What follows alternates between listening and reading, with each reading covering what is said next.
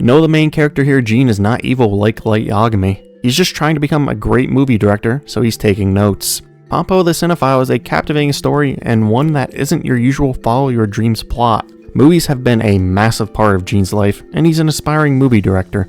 Gene's been working under Pompo, a big film producer, as an assistant, but he's been handed the role of directing her next movie, Meister. Pompo believes that Gene will make this a masterpiece because she notices that he has the vision to do so.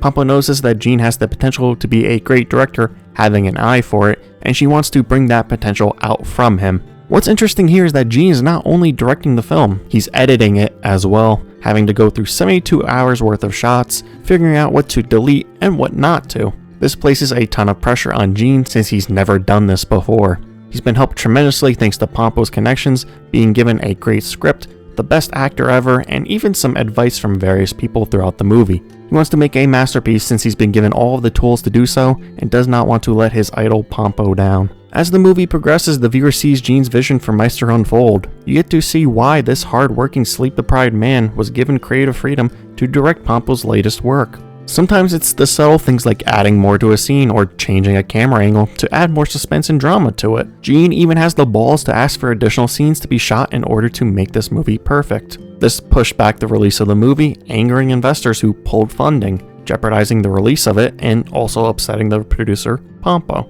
This additional shooting does occur and luckily ends up benefiting the movie, gaining more publicity for it and helping it win tons of awards, thanks to the help of others pursuing their dreams. By the movie's end, Gene succeeds in creating a precise hour-and-a-half long film that moves Pompo. It's also the perfect length for her. Pompo the Cinephile showcases the movie creation process as well as hard work that's put in and sacrifices that must be made. Gene and other characters within the movie have achieved their dreams and are still working towards them. Gene is directing his first movie, while another character, Natalie, has finally succeeded in becoming an actress, scoring her first leading female role. The job's not finished though, and neither is their hard work. You cannot become complacent just because you got there.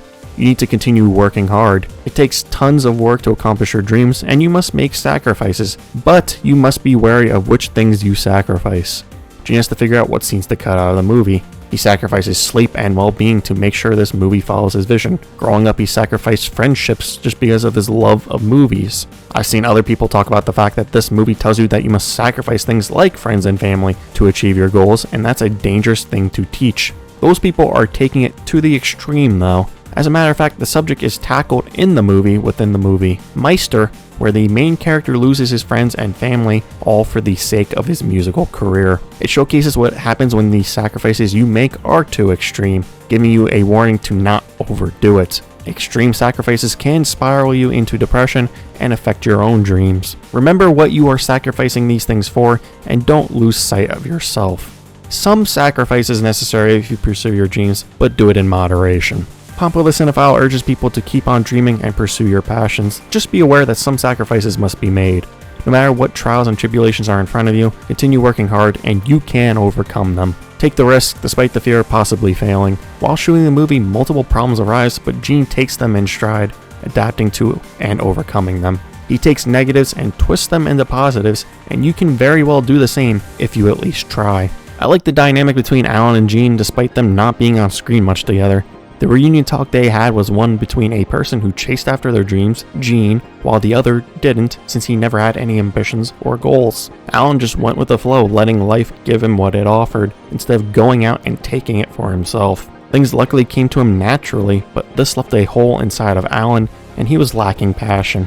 This meeting with Gene sparks passion within Alan, which changes his outlook on life, and benefits both of them by the movie's end. Pompo the Cinephile has themes that can resonate with anybody, just like the very movie that Gene is directing resonates with others. It pulls you in with gorgeous animation and transitions, all while seeing the process of making a movie. It's movieception, two movies going on at once. As the viewer watches the movie, they get to see Gene direct and edit Meister. Scenes within Meister correlate to what Gene is experiencing within the real world, as things like self-doubt, sacrifice, and obstacles must be overcome as he pursues his dream, giving his all in doing so. The constant back and forth parallels between what's happening in the real and movie worlds make Pompo the Cinephile a pleasure to watch. You get to see dialogues overlap while both main characters within each movie struggle to find who their creation is aimed at. I had the same exact spark that Gene has when he's witnessing a fantastic scene being shot for a movie.